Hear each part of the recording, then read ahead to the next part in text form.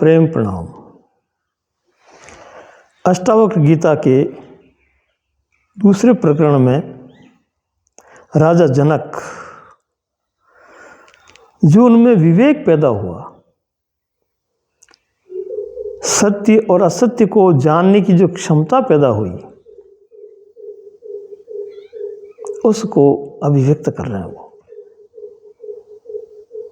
वो कहते हैं, यथा प्रकाश याम्ये को देह मैनम तथा जगत अतो मम जगत सर्वमथत्वा न च किंचन। यानी कि मेरे ही द्वारा ये सारा जगत प्रकाशित हो रहा है। यह प्रकाशित होने का अर्थ बहुत गहरा है।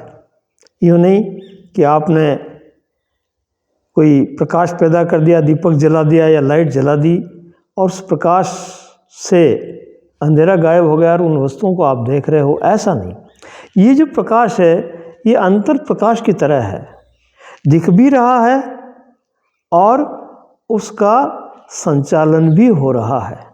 उपस्थिति मात्र से उनमें जो गतिविधियां हैं उनका भी अवलोकन इस प्रकाश में हो रहा है। ये जो विवेक का प्रकाश है, ये प्रज्ञा की किरणें हैं जो व्यक्ति को बहुत ही गहराई तक ले जा करके उसका अन्वेषण करती है, उसे रूबरू करती है, आमना सामना होता है उससे।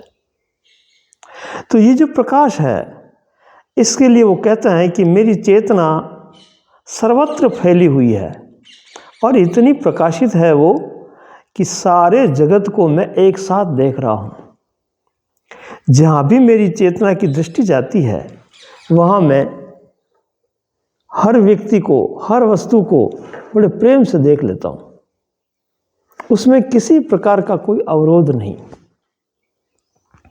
ये बड़ी गहन बात। मैं मेरे शरीर को देख रहा हूँ, वैसे ही मेरे घर को भी देख रहा हूँ, पेड़ पौधों को देख रहा हूँ, चांद तारों को देख रहा हूँ, पृथ्वी को देख रहा हूँ, ये जितनी भी वस्तुएं हैं उनको देख रहा हूँ। और यहाँ तक कि इनको देखने के जो विचार चल रहे हैं और वो विचार कितना समझ रहे हैं, कितना गतिशील हो रहे हैं, उसमें कहाँ कहाँ अटक रहे हैं, कहाँ कहाँ नई नई चीज़ें आ रही है, कहाँ कहाँ संग्रह हो रहा है, इन सारी चीज़ों को मैं प्रकाशित करता हूँ। यानी कि मैं ही प्रकाश करने वाला हूँ, मैं ही इनको देखने वाला हूँ। मेरी जानकारी के अंतर्गत ही ये सब हो रहा है। मेरी जानकारी से अछूता कुछ भी नहीं है। इस तरह की गहरी बात, गहरी अभिव्यक्ति राजा जनक प्रकट करते हैं। अब राजा जनक बोलने लगे हैं। वो जो भी उनको अष्टावक्र के द्वारा पहले प्रकरण में अनुभूत हुआ, और अनुभूत भी बहुत ही गहराई से हुआ, क्योंकि वो अच्छे जिज्ञासु थे, अच्छे सुपात्र थे, वो मज़े थे, किसी प्रकार की अड़चन नहीं थी। पूरा सुना, पूरा भीतर उतारा, पूरा समझे, और क्या क्या समझे उसकी अभिव्यक्ति दूसरे प्रकरण में कर रहे हैं वो। तो पहली बात वो कहते हैं कि यथा प्रकाशयामि एकः देहम एनम तथा जगत। जैसे मैं देह को देख रहा हूँ वैसे सारे जगत को देख रहा हूँ। मैं ही प्रकाशित करता हूँ, मैं ही जानने वाला हूँ। आपने कभी सुना हो, त्रिपुटी की भाषा में बात करते हैं, शास्त्र वेदांत या जितनी भी दर्शन है वो, तो उसमें तीन तीन चीज़ों को मिला करके जो गतिशील होती है उसको कहते हैं त्रिपुटी। तो यहाँ प्रकाशित करने वाला यानी कि मैं ज्ञाता हूँ, ठीक है। किसका हूँ? ज्ञेय का। जिसको जान रहा उसको कहते हैं ज्ञेय, और जो जान रहा है उसको कहते हैं ज्ञाता। और अब इस ज्ञेय और ज्ञाता के बीच में जो गति चल रही है जानने की, वो है ज्ञान। ज्ञान के माध्यम से ज्ञाता ज्ञेय को जान रहा है। तो अर्थ क्या हुआ इसका? क्या समझ में आता है इससे? कि ज्ञाता ज्ञान और ज्ञेय दोनों से बड़ा है। ज्ञान उसका साधन है, और ज्ञेय जो वस्तु है, जो सब्जेक्ट है, ज्ञेय पर जा रहा है, वो उसको देख करके समझ रहा है। तो ज्ञाता प्रथम हुआ। ज्ञाता के जरिए या ज्ञाता की उपस्थिति में ज्ञान और ज्ञेय दोनों चल रहे हैं। ये त्रिपुटी है। तो अष्टावक्र जो ग्रंथ है वो इतना गहरा है कि वो जो ज्ञाता है उसको जानने की बात करता है, नहीं कि ज्ञाता के जरिए या ज्ञान के जरिए उपयोग करते हुए ज्ञेय जो अनेक जो वस्तु हैं, बहुधा जो फैली हुई चीज़ें हैं, उन पर ध्यान इतना नहीं है, क्योंकि उन पर ध्यान देने से ही सब उलझने पैदा हो रही है। इस ज्ञान का उपयोग, इसको प्रज्ञा में बदल करके अपने ऊपर इसको प्रकाशित किया जा रहा है, अपने आप को जानने के लिए। देखो, हम दो तरह से देख सकते हैं, बाहर की तरफ और भीतर की तरफ, जिसको अंग्रेजी में अगर हम कहें तो एक्सट्रोवर्ड एंड इंट्रोवर्ड, बाहर देखना, भीतर देखना। तो ये इंट्रोवर्ड की बात ज़्यादा करते हैं अष्टावक्र। ये कहते हैं कि अपने भीतर देखो, देखने वाला कौन है उसको पहचानो, वही मुख्य है। उसकी उपस्थिति मात्र से ही ये देखना और देखने का ज्ञान, ये दोनों चल रहे हैं। वो अगर ना हो तो इन दोनों का कोई महत्व नहीं। ज्ञाता के होने से ही ज्ञान और ज्ञेय है। जानी जाने वाली वस्तु और जानने का माध्यम, ये दोनों किससे है? ज्ञाता से, जानने वाले से है। ऐसी गहरी अभिव्यक्ति अष्टावक्र करते हैं। वेदांत में बहुत निष्कर्ष निकाल करके, बहुत अन्वेषण करके मनीषियों ने कुछ बातें कही है, वो भी हम यहाँ इस श्लोक को समझने में हमें सहायक है, इसलिए समझते हैं इसको। उन्होंने बताया कि ये जो पूरा संसार है उसमें जो हमें आभास हो रहे हैं, ज्ञान के जरिए जो जानकारी हो रही है, जो हम मालूम कर रहे हैं बुद्धि के अंतर्गत, बुद्धि भी एक साधन है, तो उसके जरिए जो हम जान रहे हैं उसके स्टेप्स बताएं कि क्या क्या स्तर हैं उनके। बहुत मार्मिक बात है ये। तो उन्होंने 5 तरह की चीज़ें बताई। क्या क्या बताया? अस्ति, भाति, प्रिय, नाम और रूप।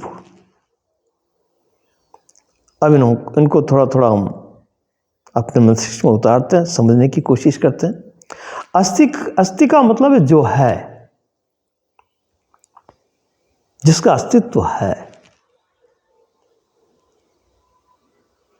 वो अस्ति। अब जो है वो भाति का मतलब आभासित होता है, महसूस होता है, इंद्रियों के जरिए या कुछ प्रक्रियाओं के जरिए उसका आभास होता है, वो है भाति, भासता है। भाति का मतलब भासना। तो जो है वही भासेगा, अगर नहीं है तो भासित भी कैसे होगा? तो अस्ति, भाति और फिर आता है प्रिय, यानी कि उस भाने में, भासने में, उस एहसास में भी कुछ प्रिय लगता है, कुछ अप्रिय लगता है। अब यहां संग्रह शुरू हो गया। जब हम अस्ति अपनी जगह है, जो भी है, जो है सो है, अपने अपने हिसाब से है, पूरी प्रकृति में वो अपनी जगह स्थायी है। अब हमें भासता है वो, क्योंकि चेतन है हम। तो इस चेतना के तरंगों से, चेतना की संवेदना से, चेतना की ऊर्जा से हम उसको महसूस करते हैं। भाति, अस्ति भाति, यहाँ तक तो ठीक है। अब मामला कहाँ आगे पीछे होता है वो समझना है। अस्ति भाति के बाद में जब ये क्रियाएं चली तो उसके बाद में आता है प्रिय। प्रिय का मतलब हम उसमें अब छांटने लगते हैं, चुनाव करने लगते हैं कि ये अच्छा है, ये अनुकूल है, ये प्रतिकूल है, ये मुझे ठीक लग रहा है, ये ठीक नहीं लग रहा है। तो इस तरह की जो है काट छांट करने लगते हैं, और जो अच्छा लगता है उसको संग्रह कर लेते हैं, और जो ठीक नहीं लगता है उस पर हम ध्यान नहीं देते, उसको एक तरफ कर देते हैं। ये गतिविधि चलती है प्रिय में। और इस गतिविधि को स्थायी करने के लिए कि हम कहीं भूल न जाएं कि हमने क्या चुनाव किया, तो उनको खंडों में बांटने के लिए, उनको सही ढंग से जमाने के लिए नाम और रूप, ये दो आते हैं। हम उनका नाम देते हैं, नामकरण करते हैं, ताकि हम उनको फिर से पहचान सकें और काम में ले सकें। नाम, और वो नाम किसको आइडेंटिफाई करके करते हैं हम? रूप को देख करके, उसका आकार, उसकी प्रकृति, उसके गुणधर्म, ये सब देखते हुए हम उसका नामकरण करते हैं। और यही फिर शाब्दिक जाल जो है चलता रहता है। और इस शाब्दिक जाल के परकोटे में वो जो ज्ञाता है वो छिप जाता है, या तो ज्ञेय रह जाता है या ज्ञान रह जाता है। बस ये जो है पर्दे गिरते रहते हैं, और इन्हीं पर्दों की वजह से हमारा जो स्वरूप है वो छिप सा जाता है, अप्रकट रहता है, क्योंकि हमारी पूरी एनर्जी जानने में और चुनाव करने में लग गई। हम वहाँ अटक गए, और यहीं से फिर मोह पैदा होगा। अगर वो या कोई अच्छी चीज़ कोई ले जा रहा है, तोड़ फोड़ कर रहा है, तो क्रोध पैदा होगा, और अच्छा इकट्ठा हो तो लोभ पैदा होगा। ये तो जो विकार, विकृति जो आती है हमें, इसकी वजह से आती है। ऐसा करते करते हमारा मन विकृत होता जाता है, और हमारे वास्तविक स्वरूप को भूलता जाता है। ये भूल है, यही भ्रम है। तो इसी से सावधान करते हुए अष्टावक्र ने जनक को बताया था कि जो भी तेरे पास, तेरे जो मन में संग्रह है, चाहे वो चेतन में हो, अचेतन में हो या अति चेतन में हो, ये तो तैने ही इसके विभाग बनाए हैं अपने हिसाब से, लेकिन ये सब तेरे काम के नहीं हैं। तू वो नहीं है, सीधी सी बात। ये सब अन्य हैं, दूसरे हैं, और ये दूसरे ही तेरे स्वरूप को जानने नहीं दे रहे हैं, क्योंकि तू भ्रमित हो रहा है कि मैं ये हूँ कि मैं ये हूँ। उन्हीं में उलझा हुआ चल रहा है। इसीलिए ये चक्र जो है निरंतर बढ़ता जा रहा है। इस चक्रव्यूह से अगर निकलना है तो तुम्हें ज्ञाता को पहचानना पड़ेगा। जो जानने वाला है वही तू है, वही तेरा स्वरूप है, वही यथार्थ है, वही सत्य है। यहाँ आकर के तुझे ठहरना होगा। ऐसी बड़ी प्यारी बात खुद अब अभिव्यक्त कर रहे हैं जनक, और हम सबको संदेश दे रहे हैं। यदि इस माया जाल से निकलना है तो इससे सावधान रहना होगा। अब वो कहते हैं कि मम जगत सर्वम अथवा न च किंचन। बड़ी प्यारी बात है ये। या तो सब कुछ मैं हूं, या मैं सबसे अलग हूं। या तो सब कुछ मैं हूं का मतलब ऊर्जा से ही सब कुछ बना है। जितने भी रूप बने हैं, जितने भी अनेकताएं बनी है, जो भी निर्माण हुआ है, वो सब ऊर्जामय है। पहले की वीडियो में यदि आप देखेंगे तो उसमें हमने बात की थी पोटेंशियल और काइनेटिक एनर्जी की, स्थितिज ऊर्जा और गतिज ऊर्जा। तो इस जितने भी ऊर्जाओं के रूप हैं, पूरा संसार ऊर्जामय है। तो इस ऊर्जा को समझते हुए यदि हम गहराई से अवलोकन करेंगे तो ऊर्जा ही खेल खेल रही है। सर्वत्र ऊर्जा है, सर्वत्र चेतन है, जड़ में भी चेतन है, सोया हुआ चेतन है, वृक्षों में चेतन है, स्वप्न में है वो। और अगर किसी जीवों में आ रहा है, बुद्धि उसका अन्वेषण कर रही है, तो वहाँ चेतन जागृत हो रहा है, उसकी महत्ता बढ़ गई है। वहाँ कुछ गहराई में जाकर के अनुभूत कर रहा है। अनुभूतियों के भी प्रकार हैं अलग अलग। इसके ढंग जो जितना गहराई से जान रहा है और गुजर रहा है, वो उतना ज़्यादा महसूस कर रहा है उसी एक ही वस्तु को। तो ये शास्त्र हमें समझाता है कि ये सब अनुभूत करने वाला जो है वही सबको प्रकाशित कर रहा है, वही सबका संचालन कर रहा है, और वही भ्रमित हो रहा है और वही भ्रम से निकल सकता है। भ्रमित भी स्वयं ही हो रहा है, भ्रम भी खुद ही पैदा कर रहा है। दोनों तरह की बातें हैं। भ्रम पैदा करके खुद ही खुद को बांध रहा है। एक दोहा है और बड़ा प्यारा, किसी ने अपने अनुभव से, संतों ने भी बड़ी गहरी खोज की है इसमें, बड़ी सरलता से समझाया है, संस्कृत से हट करके और साधारण भाषा में बहुत ही तरीके से हमें संबोधित किया। उन्होंने बताया है एक जगह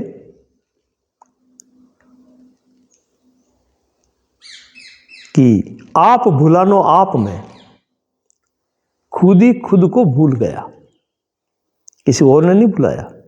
आप भुलानो आप में, बंधियो आप ही आप, खुद ही खुद को बांधा। आप भुलानो आप में, भ्रमित भी खुद हुआ। आप भुलानो आप में, बंधियो आप ही आप, जहाँ को तू ढूंढत फिरे, जिसको तू खोज रहा है सो तू आप ही आप। जो जिसको ढूंढना चाह रहा है वो ढूंढने वाला ही ढूंढ रहा है, तो कैसे मिलेगा? जहाँ को तू ढूंढत फिरे सो तू आप ही आप, तू स्वयं है, तू ढूंढने वाला ही तू स्वयं अपने आप में है। अपनी भाषा से संतों ने इसको अभिव्यक्त किया। तो ये जो भ्रमितता जितनी भी है वो सब इंद्रियों की अकुशलता है। वह बुद्धि और विवेक सही ढंग से काम नहीं करते हैं, गहरी दृष्टि नहीं है, इसलिए भ्रमितता है, पूरा समझ नहीं पाए। इसलिए इसके लिए बहुत से उदाहरण देते हैं वो, जैसे सीप में चांदी का दिखना, रस्सी में सर्प का दिखना, सूर्य की किरणों में मृग मरीचि का यानी कि पानी दिखाई देना। तो ये जितनी भी घटनाएं घटती है वास्तव में वो है नहीं है, लेकिन ऐसा हमें आभास होता है और वो मिथ्या आभास है, झूठा है। उसको प्रज्ञा की किरण से प्रकाशित करके देखना चाहिए, तभी जाकर के वो स्पष्ट होगा और हम उसमें जो है ये जान पाएंगे कि वास्तविकता क्या है और ये कहाँ से हो रहा है, क्यों हो रहा है, कैसे हो रहा है। इन सब बातों को जानने के लिए हमें बहुत ही गहराई से अवलोकन करना पड़ेगा, बहुत ही शांत मन से, स्वतंत्र होकर के, बिना किसी चुनाव के, बिना किसी पूर्वाभास के। जो हम पहले जो भी जानते हैं उनको बीच बीच में लाला करके करेंगे तो भी मामला बिगड़ जाएगा। बिल्कुल स्वतंत्र और सरल और सहज होकर के, निर्मल होकर के ये कार्य करना होगा। और ये बुद्धि कर सकती है, हर एक में एक क्षमता है।